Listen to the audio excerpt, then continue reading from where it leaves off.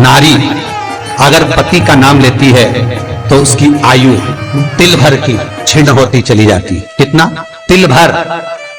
स्कंद पुराण में लिखा है तिल भर की आयु क्षीण होती चली जाती। नारी ज्येष्ठ पुत्र का नाम लेती है, हाँ ज्येष्ठ में अगर बेटी है तो उसका नाम ले सकती है, पर ज्येष्ठ पुत्र बड़ा पुत्र है और पुत्र का नाम लेती है तो उस बालक की कभी उन्नति नहीं हो सकती।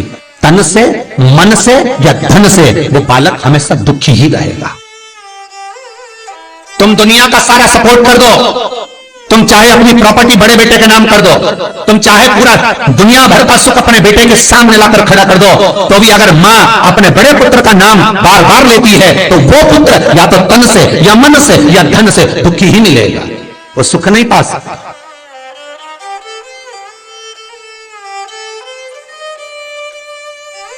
और जिन जिन के घर में बड़ा पुत्र हो और बड़े पुत्र का नाम आप माताएं लेती हो तो उसकी दशा जरूर देख लेना एक बार। हो कथा गलत नहीं कर सकती, स्कंद पुराण कभी गलत नहीं जा सकती। आपके घर में भी अगर बड़ा पुत्र हो और पुत्र का नाम अगर आप ले रहे हो, हाँ ये जरूर है, अगर बेटी बड़ी और उसके बाद पुत्र बड़ा है तो वो ज्येष्ठ नहीं माना जाएगा। ध्यान रखना, ज्येष्ठ का मतलब होता है सबसे बड़ा पुत्र, उसके बाद सारे बच्चों का जन्म हुआ। क्योंकि बेटी अगर जन्म ले ली पहले फिर बेटा हुआ तो बेटी ज्येष्ठ कहलाएगी, है बेटा नहीं कहलाएगा। दोस्तों, जैसे पति का नाम लेना अच्छा नहीं माना जाता है हमारे भारतीय संस्कारों में, इसका कुछ न कुछ लॉजिक है, वैसे ही शास्त्रों का वर्णन करते हुए गुरुजी बता रहे हैं कि ज्येष्ठ पुत्र का नाम लेना भी, मतलब ज्येष्ठ सबसे बड़े पुत्र का नाम लेना भी, मतलब गुरुजी का कहना है कि अगर बेटी पहले हो जाती है तो वो ही बड़ी मानी जाएगी, लेकिन अगर बेटा पहले होता है तो वो सबसे बड़ा पुत्र माना जाएगा। उसका बार बार नाम लेना भी अच्छा नहीं माना जाता। क्यों नहीं माना जाता है उसका पूरा लॉजिक गुरुजी पूरी वीडियो में आपको समझा रहे, तो ध्यान से पूरा वीडियो देखिएगा। अब आगे सुनते हैं।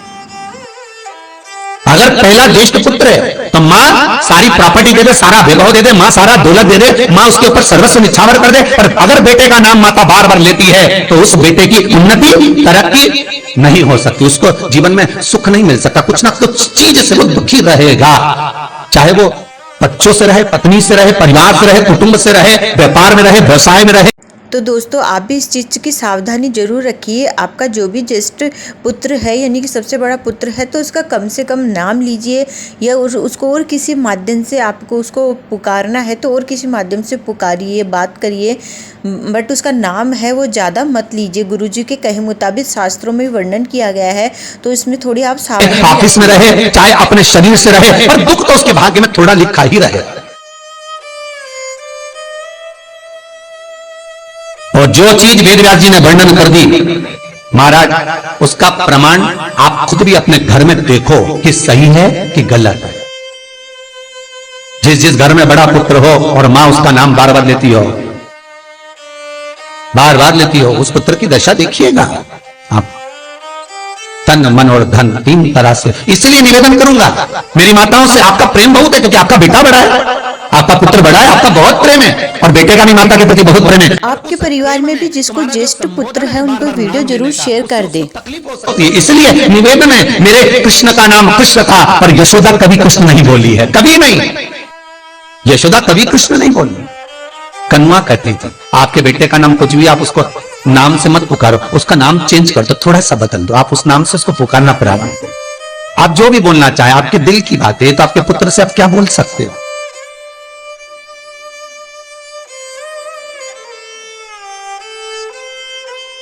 मेरी कौशल्या मैया राम को केवल राम ही कहती थी।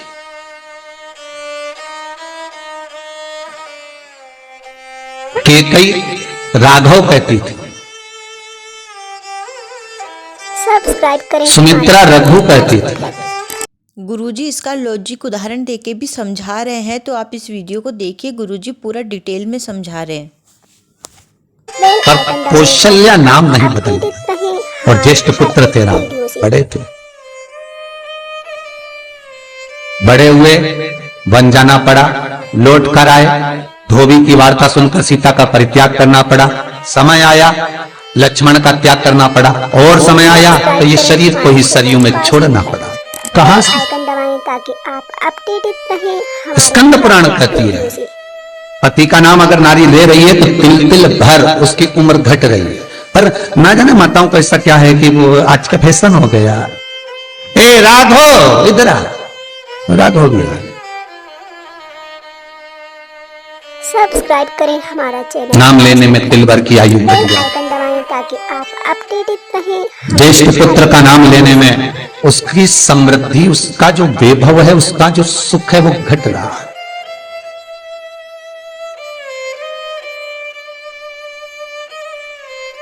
तीसरा, जिस गुरु से गुरु मंत्र लिया है, गुरु दीक्षा ली है, जिस गुरु से आपने गुरु मंत्र का स्मरण किया है, जिस गुरु से आपने गुरु मुख हुए हैं, जिस गुरु से आपने गुरु मंत्र लिया है, आपने अगर मंत्र ले लिया, 4 जगह पर बात निकले, कोई पूछ भी ले कि आपने गुरु मंत्र किससे लिया, तो बता दो भैया हम तो वहां गए थे, वहां का जो गुरु जी है उनसे हमने गुरु मंत्र लिया, वही हमारे गुरु है।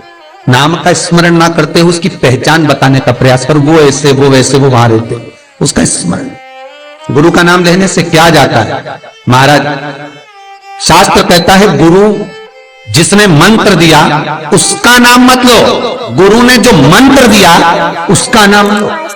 बहुत ध्यान देना महाराज, आइकन दबाएं ताकि आप दुनिया के लोग गुरु का नाम लेकर बैठे हैं, उन गुरु जी से मंत्र लिया था तो उन्हीं का नाम लिया जाए।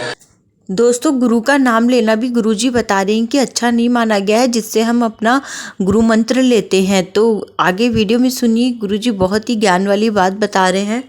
श्री ये मान जी, ये मान जी, अरे क्या नाम लेना, क्या नाम ले? हमें गुरु का नाम नहीं याद करना, हमें गुरु मंत्र याद करना, जो गुरु ने मंत्र दिया उसका स्मरण कर। आइकन दबाएं ताकि क्या होता है? स्कंद पुराण कहती है जब माला जपने के लिए बैठते हैं तो गुरु का श्री विग्रह तुम्हारे सामने होना चाहिए कि हमने उन गुरु जी से मंत्र लिया है, और गुरु का नाम नहीं। गुरु मंत्र लेते समय गुरु का विग्रह सामने हो और मंत्र जो गुरु ने दिया है उसका स्मरण, सब्सक्राइब करें उसका स्मरण। पास टू फैक्ट।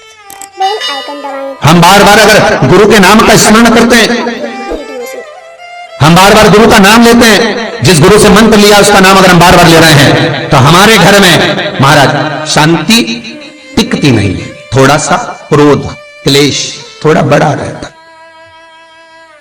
अगर तुम्हारे परिवार में, तुम्हारे घर में कोई किसी की निंदा करता हो तो कह देना भैया हमको 24 तरह के नरक में नहीं जाना, तू चुपचाप हो जा, बिल्कुल चुप। 94 नरक में से 24 नरक निंदा के, वीडियो से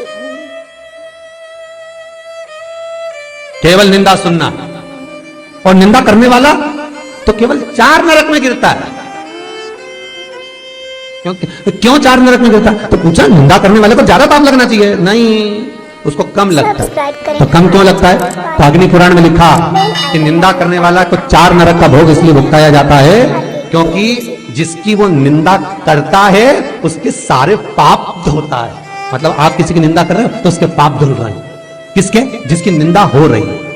तो वो निंदा करने वाले को तो भगवान ने इसलिए पैदा करा क्योंकि तू पाप धोएगा, तो इसलिए उसको 4 नरक, और जो सुन रहा है, अरे बोलो तो जम के, उसको 24 नरक।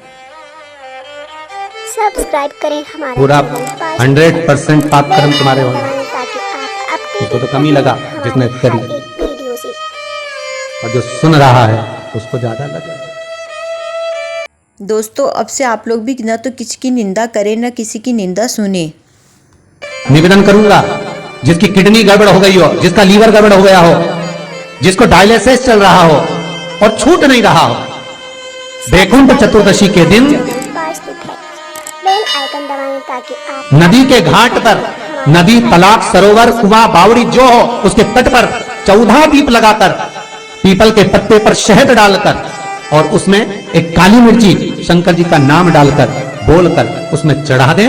उसी पत्ते की काली मिर्ची थोड़ा सा शहद घाट पर डाल दें और उस पत्ते को घर पर लेकर आ जाए। जिसको डॉक्टर ने कह दिया डायलिसिस होगा, किडनी लीवर गड़बड़ हो रहे हैं, वैकुंठ चतुर्दशी के दिन रात्रि को 14 दीप लगाकर जब घाट से आए, जिस व्यक्ति को रोग है, बीमारी है, उसको वो पत्ते समेत चटा देगा। रहे हमारे हर एक वीडियो से। और फिर जाकर आप 8 दिन 10 दिन बाद जांच करवाओ, आपको उसका फल प्राप्त हो जाए। और विश्वास रखकर, क्योंकि हरि और हर मिलन कोई साधारण नहीं है। वैकुंठ चतुर्दशी का हिंदू धर्म का एक त्योहार जो हमारे भगवान शिव ने निर्मित किया है।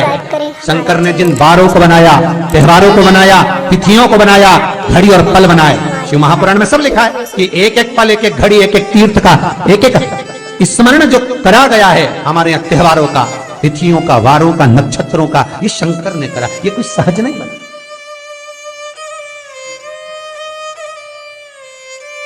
कि सहजता नहीं है। श्री शिवाय नमस्तुभ्यं, श्री शिवाय नमस्तुभ्यं, सब्सक्राइब करें हमारा श्री चैनल वास्तु फैक्ट्स। शिवाय दबाएं ताकि आप नमस्तुभ्यं। दोस्तों आज की वीडियो में गुरुजी ने कितनी ज्ञान की बातें बताई है जो आप लोगों के लिए बहुत ही उपयोगी रहेगी। और दोस्तों अगर आज का वीडियो पसंद आया है तो चैनल को सब्सक्राइब करना, वीडियो को ज़्यादा से ज़्यादा शेयर करना न भूलें। सबको शेयर कर दें ताकि उनको भी जानकारी हो इसकी। तो मिलते हैं अगले